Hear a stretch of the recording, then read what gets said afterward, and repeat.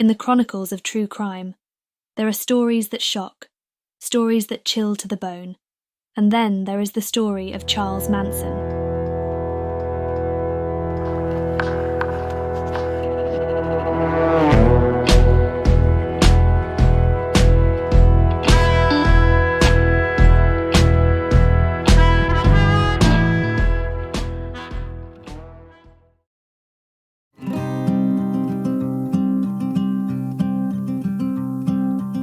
Born on November 12, 1934 in Cincinnati, Ohio, Charles Manson's existence was a nightmarish odyssey of criminality, manipulation, and the gruesome atrocities perpetrated by his cult following, known as the Manson Family. Manson's journey into infamy began in the most adverse of circumstances. Born to a teenage mother, Kathleen Maddox, he was raised in a turbulent environment marked by instability and neglect. His early life was a harbinger of what was to come, as he found himself ensnared in a cycle of delinquency and juvenile offences. By the age of 13, he was already in and out of reform schools. Manson's first marriage came at the age of 20 in 1955 to Rosalie Willis, while he was still serving time in prison for various crimes, including theft and armed robbery. The union resulted in the birth of a son, Charles Manson Jr. However, the marriage was short-lived, and Manson soon found himself divorced and back in the criminal world. 4 years later, he married again, this time to a woman named Leona, but this marriage too ended in divorce.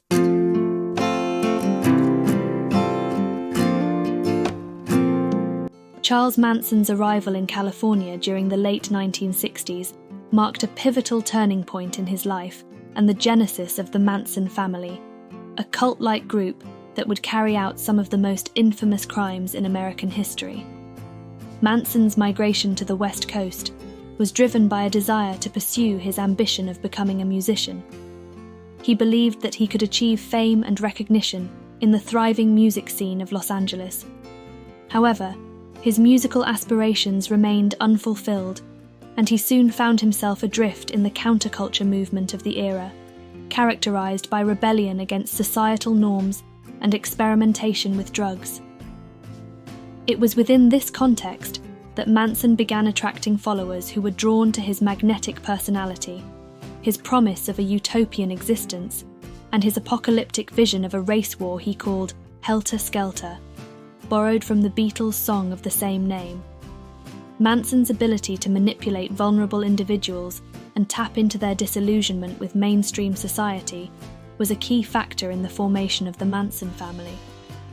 The Manson family was an eclectic and ever-changing group, primarily composed of young men and women who had become disillusioned with conventional society and were searching for an alternative way of life. Manson used a combination of psychological manipulation, hallucinogenic drugs, and his charismatic persona to indoctrinate his followers. He cultivated a sense of family, community, and devotion among them, using his ability to exert control over their lives. The family lived in a series of makeshift communal residences, including a former movie ranch known as the Spahn Ranch, where they engaged in communal living and practiced bizarre rituals. Manson's influence over his followers was so profound that they willingly followed his orders, including carrying out acts of violence. As the family grew in numbers, so did their loyalty to Manson's increasingly bizarre and violent ideology. The leader's grip on his followers was such that he could command them to commit heinous acts without question. This blind obedience would ultimately lead to the brutal murders that shocked the world and sealed Manson's place in history as one of the most infamous cult leaders and criminals of all time.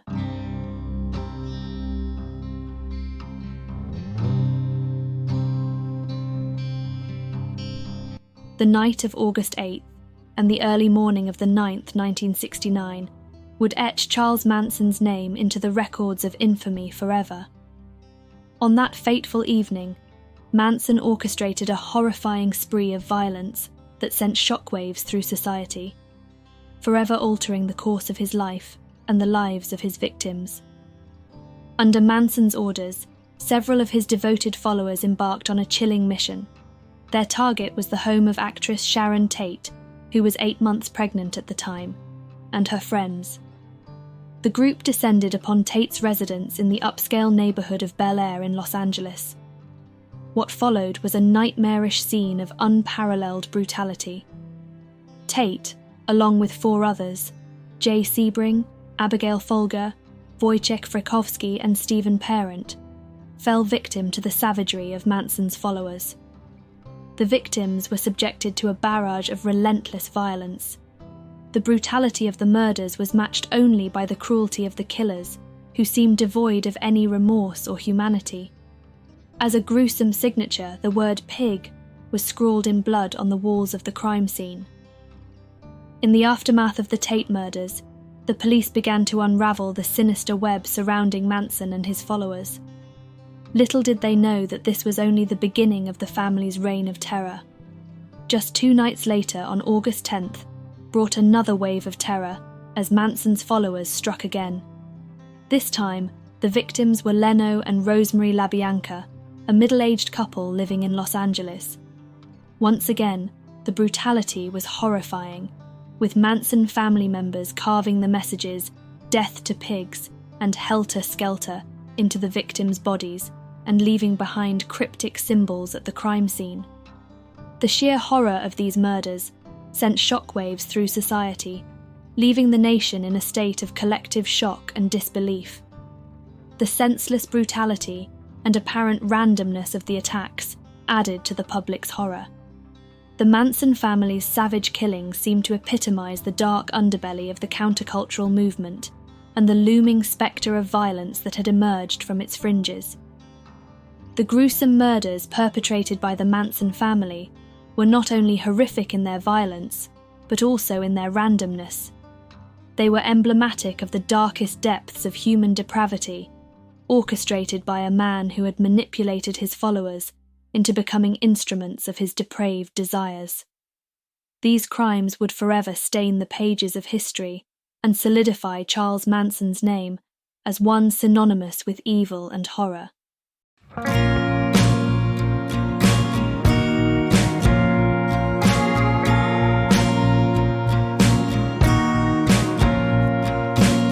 In the wake of the horrifying murders, law enforcement launched an intensive manhunt to apprehend the perpetrators. Charles Manson and several of his devoted followers were arrested in October 1969, marking the commencement of a lengthy legal saga that would captivate the nation's attention.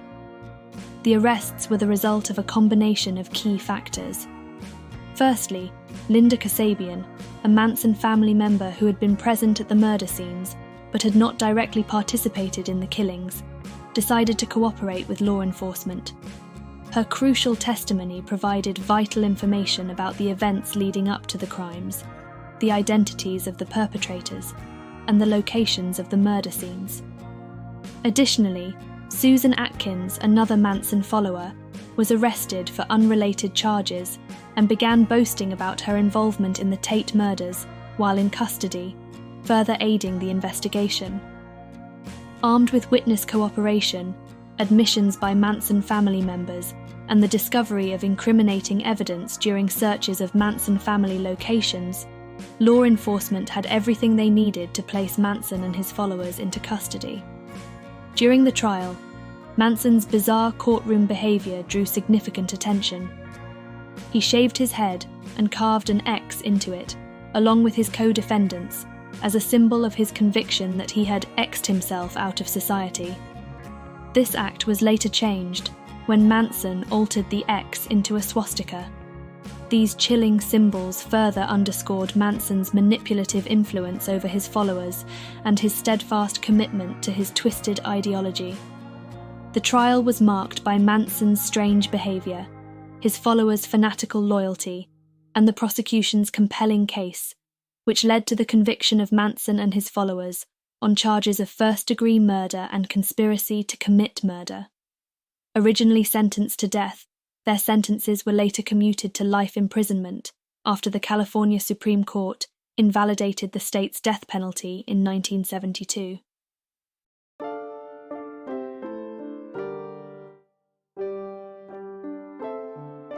Manson, who had already spent much of his life in and out of correctional facilities, found himself serving his sentence in various California prisons, including San Quentin State Prison and Corcoran State Prison.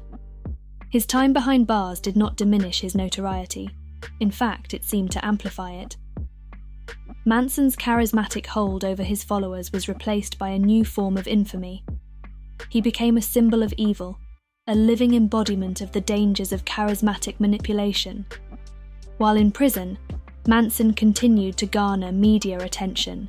He gave interviews, corresponded with followers and admirers, and even recorded music. His music recordings, including the album Lie, the Love and Terror Cult, added a disturbing layer to his public persona. Despite being incarcerated, Manson's ability to capture the public's morbid fascination endured. Meanwhile, Manson's followers who had been convicted alongside him, including Susan Atkins, Patricia Krenwinkel, Leslie Van Houten, and Charles Tex Watson, also languished in prison. Over the years, some of them expressed remorse for their roles in the Manson family's crimes and sought parole, while others remained steadfast in their loyalty to Manson and his twisted ideology. Their bids for release often sparked public outrage and debate. Charles Manson died in prison on November 19, 2017, at the age of 83 from natural causes. His death marked the end of an era, but did not diminish the chilling legacy he left behind. The Manson family's crimes serve as a haunting reminder of the dark potential that can be unleashed when charismatic manipulation and disillusionment collide, leaving an enduring scar on the fabric of society.